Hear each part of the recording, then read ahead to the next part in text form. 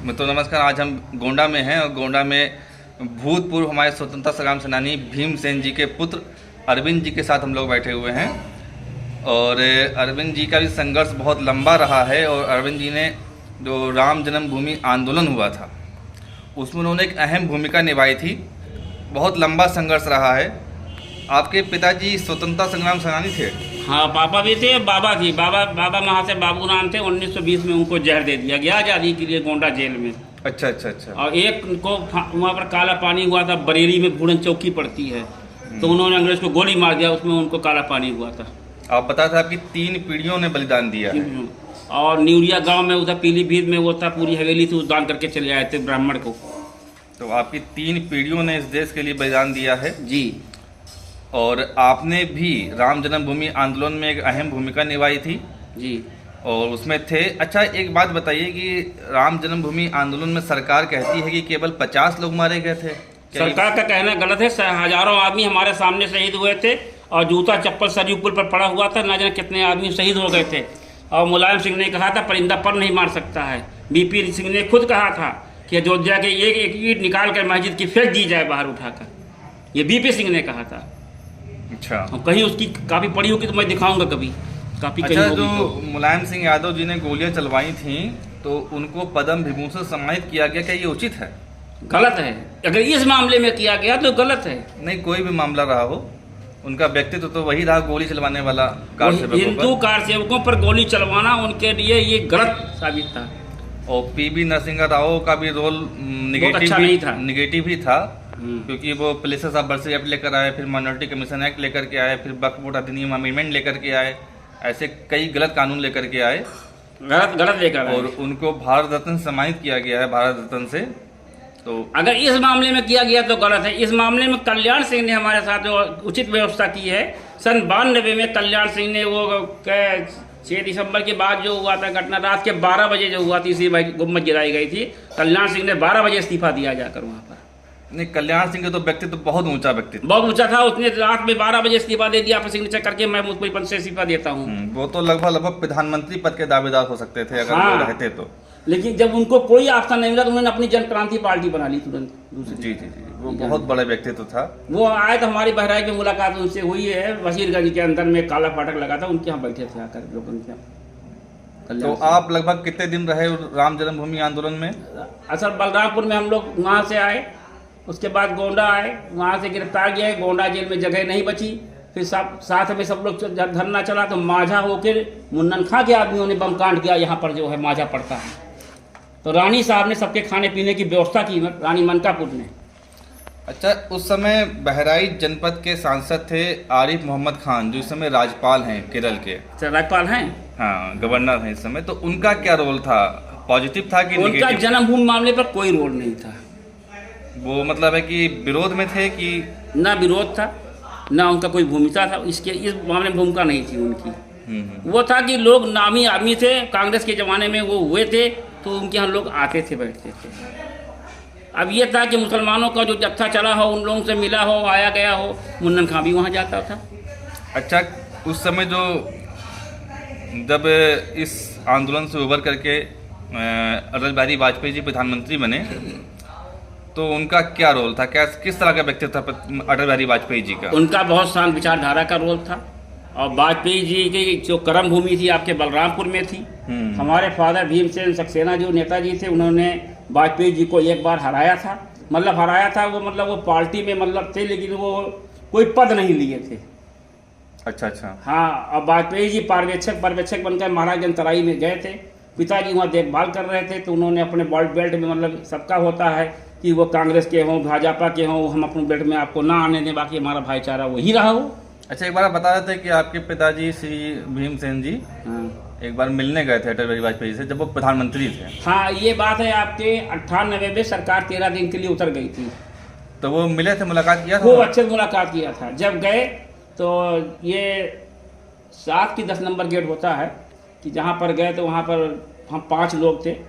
एक बलदेव प्रसाद सैलानी थे, वहाँ के महाराज जनतराई के पिताजी, माता प्रसाद पांडे कर्नल गंज उनकी वाइफ थी, हम थे, सब साथ में 5-6 लोगों का जत्था था हम लोगों का।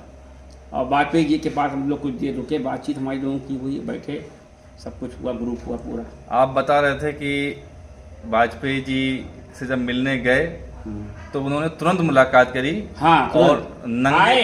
जब उन्हें सिक्योरिटी ने धीरे धीरे बोला, कह तो भीमसेन आया, तो पापा ने कहा भाई तुम धीरे क्यों बोल रहे हो, बता दो वाजपेयी से भीमसेन आए हैं।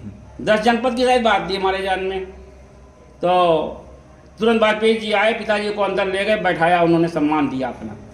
तो आप बताते वो नंगे पांव दौड़ते हुए आए। हाँ, आए इसलिए आए कि पिताजी और वो दोनों साथी थे।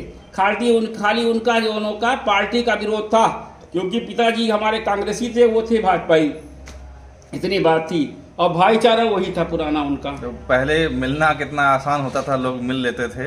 अब प्रधानमंत्री से मिलना आपको आसान कम पड़ रहा है। सांसद से भी नहीं मिल सकते हैं। हाँ। वो सांसद भी जल्दी मुलाकात नहीं करते हैं। और हम लोग अगर जाए, कोई भी सांसद हो बैठा हो, अगर हमको जाए तो हमको मिलने का पूरा आदेश है, क्योंकि हमारे पास स्वतंत्रता संग्राम सेनानी का एक पारिवारिक होता है, जिसे आशी प्रमाण पत्र कहते हैं, वो बना हुआ है। जी जी जी जी। अब ये था कि पहले ज़माने में 3 भाई का एक कैम्प बन गया, अब अलग करा रहे थे। अलग कराया तो वहाँ पर तहसीलदार था, सारे बयान लगा दिए, लेकिन बाद में वो तहसीलदार बीमार पड़ गया और रिटायर हो गया, और कागज़ कहीं गुम हो गया।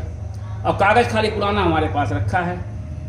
जी जी जी। और उसी से हमारा सरकार सम्मान करती है। अच्छा, जो वर्तमान स्थिति है, क्योंकि आप स्वतंत्रता संग्राम सेनानी रहे हैं, आपकी 3 पीढ़ियों ने इस देश के लिए बलिदान दिया है, और आपके पिताजी ने देश का विभाजन देखा है। आपके पिताजी के सामने देश का विभाजन हुआ, बांग्लादेश का विभाजन हुआ, बांग्लादेश में किस प्रकार से नरसंहार हुआ, पाकिस्तान में किस प्रकार से हिंदुओं का नरसंहार हुआ। आपने वो सब चीज़ें देखी हैं, सही हैं और महसूस करी हैं ज़्यादा नज़दीकी से। हम लोग उतना नहीं नज़दीकी से देख पाए हैं। अच्छा, ये बताइए कि अब वर्तमान समय में सनातनी भारत के अंदर सुरक्षित लगता है आपको? इस वक्त तो नहीं लगता है। इस वक्त नहीं लगता है। क्या हम लोग जो राष्ट्र धारक दल से हम हैं, इस दल का गठन हमने किया है, इसी संदर्भ में हम मिलने आए हैं गोंडा में आपसे, क्योंकि 20 जुलाई को गोंडा जिले में एक धरना होना है।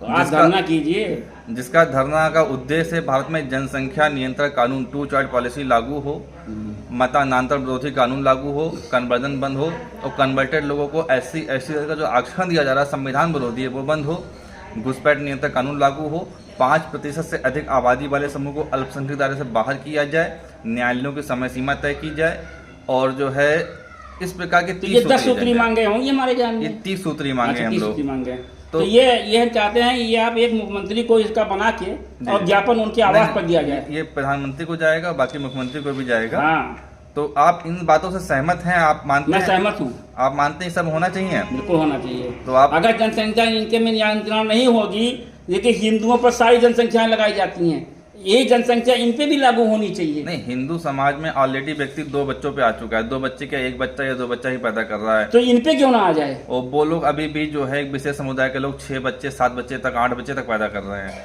तो ऐसे में 20 साल बाद उन्हीं का प्रधानमंत्री होगा, उन्हीं का मुख्यमंत्री होगा, उन्हीं के सांसद होंगे, उन्हीं के विधायक होंगे। हमारा आपका क्या होगा? कुछ नहीं होगा। तो इससे अच्छा फिर इन पर जो कानून लगाएगा इनको भी वही नियम दिया जाए। तो जो आप लोगों ने बलिदान दिया है, या आप जैसे तमाम लोगों ने बलिदान दिया है देश के लिए, उस बलिदान का क्या? कोई महत्व नहीं रहेगा, उसका कोई महत्व भी नहीं रह जाएगा।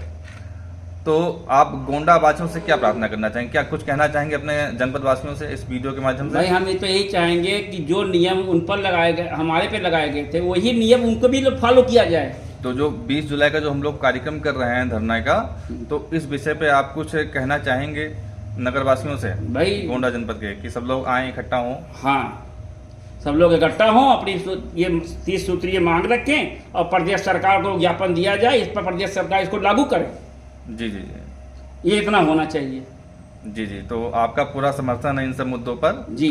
और आप सभी गोंडा वासियों से मेरा अनुरोध है कि आप सब लोग आएँ 20 जुलाई को कलेक्ट्रेट में धरना। ये सभी जितने भी समवैचारिक संगठन के लोग हैं, जितने भी समवैचारिक संगठन के लोग हैं, वे सभी आवे इस धरने में, और ताकि हम लोग अपनी मांग को पूरा कर सकें, प्रधानमंत्री और गृह मंत्री और राष्ट्रपति को भेज सकें और इस पर कुछ कार्रवाई हो सके, कार्रवाई शुरू हो, इस पर नियंत्रण लागू किया जाए। जी जी जी। अगर जो हमारे हिंदू भाई पर लागू किया जाता है वही मुस्लिम भाई पर भी लागू हो। हाँ, एक कॉमन सिविल कोड लागू हो, एक समान नागरिक संहिता लागू हो। जैसे एक बार राजीव गांधी ने कहा था, हम तो राजीव गांधी से मिले थे। जी, तो इस राजीव गांधी से क्या बातचीत हुआ था फिर? यही राजीव गांधी ने यही कहा था कि पहला अभी, 2 के बाद कभी नहीं। ये राजीव गांधी का नारा था, पहला अभी, 2 के बाद कभी नहीं। पहला अभी, 2 के बाद कभी नहीं। हाँ। ये उनका फार्मूला था राजीव गांधी का। बहुत अच्छी बात। ये उस समय उन्होंने कहा था लागू करने के लिए। कांग्रेस की जो भी नीतियां खराब नीतियां रही हो, पर कुछ नीतियां अच्छी भी थी, जैसे कि आपने भी बताया, एक अभी और 2 के बाद कभी नहीं। ये राजीव गांधी का फार्मूला था। हाँ, तो ये होना चाहिए। ये उस समय लागू हो गया होता तो आज हमारे देश बहुत सुरक्षित होता, बहुत सुरक्षित ये हमारे पास बैठे थे, राजीव गांधी भी थे, इंदिरा गांधी जी भी आई थी। इंदिरा गांधी की पूरी ग्रुपिंग रखी होगी मेरे पास में, पूरा कागज होगा शायद, यहाँ होना चाहिए सब कागज। उसमें अमेरिका के राष्ट्रपति भी थे, सभी लोग थे साथ में। जी जी जी, सब आए थे। और आपका व्यक्तित्व बहुत ही महान है, और आप बहुत ही साधारण परिवार से गुजरे हैं। साधारण परिवार में वर्तमान में रहते हैं, और बहुत ही कम संसाधनों में रहते हैं, और काफ़ी अधिक सम्मान जनपद में है। बहुत रईसों का इतना सम्मान नहीं होगा जितना आप, मतलब अभाव में रहकर भी इतना सम्मान प्राप्त कर रहे हैं इस समाज में। तो बहुत अच्छा लगा आपसे मिल करके, और फिर कभी दोबारा आएंगे तो मुलाकात आपसे बिल्कुल आपसे मुलाकात होगी, और जहाँ भी आपको कोई दिक्कत पड़ेगी आप आइएगा, जो मुझसे हो सकेगा जी तो वो मैं करूँगा, और अधिक तो मैं नहीं कह सकता हूँ। 20 जुलाई को गोंडा में धरना स्थल पे, और 27 जुलाई को बलरामपुर में धरना स्थल पे अच्छा अच्छा, ये सब कार्यक्रम होने हैं। तो आप सभी लोग जो भी सुन रहे हैं तो अवश्य आएँ। ठीक, बहुत बहुत धन्यवाद आप लोगों का। नमस्ते। नमस्ते भाई साहब, नमस्ते।